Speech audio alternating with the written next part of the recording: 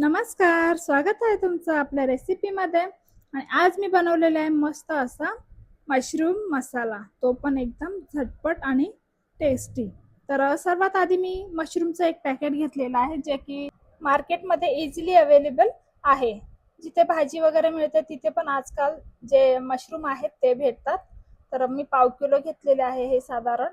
आणि बघू शकता याची मोठ्या प्रमाणामध्ये शेती होते.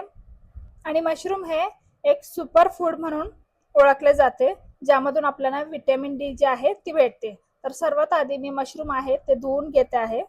तर त्याच्यावरती बघू शकता माती असते भरपूर प्रमाणामध्ये. पाण्यामध्ये व्यवस्थित असे आपल्याला मशरूम जे आहेत धुवून घ्यायचे आहे. हे बघा, धुतल्यानंतर त्याचा कलर जो आहे तो थोडासा चेंज होतो आणि व्हाईट असा होतो. त्यातली जी माती आहे ती पूर्णपणे काढून घ्यायची आहे आणि स्वच्छ आपल्याला धुवून घ्यायचे आहे. आणि मशरूम हे एक डाएट फूड आहे आणि खायला पण खूप छान अशी टेस्ट लागते याची. तर सर्वात आधी धुवून घेतलेलं आहे आणि मी आता ते कट करून घेते आहे. बघा, अशा पद्धतीने पातळ पातळ त्याच्या ज्या आहे ते कट करून घ्यायचे आहे. हे बघा, अशा पद्धतीने साधारण एक मशरूमचे मी 4 ते 5 कट लावलेले आहेत आणि सर्व असे मशरूम कट करून घेतलेले आहे. त्यानंतर मी कढई ठेवलेली आहे गरम होण्यासाठी आणि त्यामध्ये 2 ते 3 चम्मच तेल मी ऍड करणार आहे. तेल चांगलं गरम झाल्यानंतर त्यामध्ये उभा कांदा चिरलेला आहे तो तळून घ्यायचा आहे. जसं आपण बिर्याणीसाठी आपण कांदा कट करतो आणि तो तळून घेतो, तशाच पद्धतीने आपल्याला कांदा जो आहे तळून घ्यायचा आहे. एकदम ब्राऊन होईपर्यंत आपला कांदा जो आहे तो तळायचा आहे. हे बघा, अशा पद्धतीने. तर जाळायचं नाहीये, फक्त थोडासा असा ब्राऊन कलर करायचा आहे. नंतर हे बघा, मशरूम पण झालेले आहे कट. त्यामध्ये आपल्याला गरम मसाले जे आहेत ते टाकायचे आहे, थोडेसे खडे मसाले ते मी घेतलेले आहेत. नंतर इकडे बघू शकता कांदा पण मस्त असा परतून घेतलेला आहे. आता तो कांदा जो आहे तो काढून घेते आहे मी साईडला, थंड होण्यासाठी ठेवायचा आहे काढून. हे बघा, कांदा तळले गेलेला आहे मस्त असा.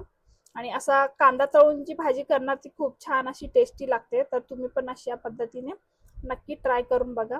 कांदा काढून घेतलेला आहे. आता त्याच तेलामध्ये मी मशरूम जे आहे कट केलेले ते टाकलेले आहे आणि थोडेसे परतवून घ्यायचे आहे, जेणेकरून याची टेस्ट जी आहे ती खूप छान लागते. आणि तळल्यानंतर मस्त असं फ्रेग्रन्स पण येतो त्याचा. म्हणून कच्चे न टाकता तुम्ही थोडेसे फ्राय करून असे टाकले ना की छान लागते भाजीमध्ये. मस्त असं सॉफ्ट झाल्यानंतर मशरूम हे बघा सॉफ्ट झालेले आहे. आता त्याचा कलर पण थोडासा चेंज झालेला आहे आणि आता ते आपल्याला काढून घ्यायचे आहे. नंतर जो कांदा आहे थंड झालेला तो आपण मिक्सरला लावून बारीक करून घ्यायचा आहे आणि त्यानंतर आपण फोडणीची तयारी करून घेणार आहोत. तर तेलामध्ये आता कढीपत्ता टाकणार आहे. कढीपत्ता थोडासा तडतडला की त्यामध्ये आपण खडे मसाले जे आहेत घेतलेले ते टाकणार आहे मी. आणि खडे मसाले जे आहे ते थोडेसे परतवून घ्यायचे आहे. हे बघा, आणि नंतर त्या अद्रक लसूणची पेस्ट घालायची आहे आता यामध्ये. त्यानंतर ते थोडंसं सोनेरी होईपर्यंत परतून घ्यायचं आहे. अशाच पद्धतीने तुम्ही पण नक्की ट्राय करून बघा. ही भाजी खूप छान लागते टेस्टला. त्यानंतर आपल्याला त्यामध्ये कांदा जो आहे तळून घेतलेला आणि बारीक केलेला तो त्यामध्ये टाकायचा आहे आणि ते पण सर्व मिक्स करून घ्यायचं आहे. त्यानंतर त्यामध्ये टोमॅटो प्युरी टाकायची आहे. तर मी छोटे 2 टोमॅटो घेतलेले आहे आणि त्याची प्युरी केलेली आहे. आणि आता हे सर्व एकत्र करून थोडंसं तळून घेणार आहे, त्याला तेल सुटेपर्यंत. कांदा तर तळलेलाच आहे त्यामुळे कांद्याला जास्त वेळ लागणार नाही. थोडासा टोमॅटो तो पण तळला गेला की मस्त असं. त्यानंतर आपण त्यामध्ये थोडंसं मसाले घालणार आहे. तर ही आहे धना पावडर. त्यानंतर आपल्याला त्यामध्ये हळद टाकायची आहे. तर हळद टाकल्यानंतर त्यामध्ये जाणार आहे लाल तिखट. तर हे लाल तिखट जे आहे ते घरचं आहे, जो मसाला आहे तो. त्यानंतर हे परतून घ्यायचं आहे व्यवस्थित असं. आणि हे परतून घेतल्यानंतर त्यामध्ये चवीपुरतं आपल्याला मीठ ऍड करायचं आहे त्यामध्ये. हे बघा, हे थोडंसं फ्राय करून घेतल्यानंतर मस्त असं त्याला तेल सुटतं थोडंसं. त्यानंतर त्यामध्ये मीठ ऍड केलेलं आहे. नंतर आपण फ्राय केलेले मशरूम जे आहे ते त्यामध्ये टाकायचे आहे. तुम्ही असे पण टाकू शकता डायरेक्ट, पण त्यापेक्षा जास्त टेस्ट याची छान लागते.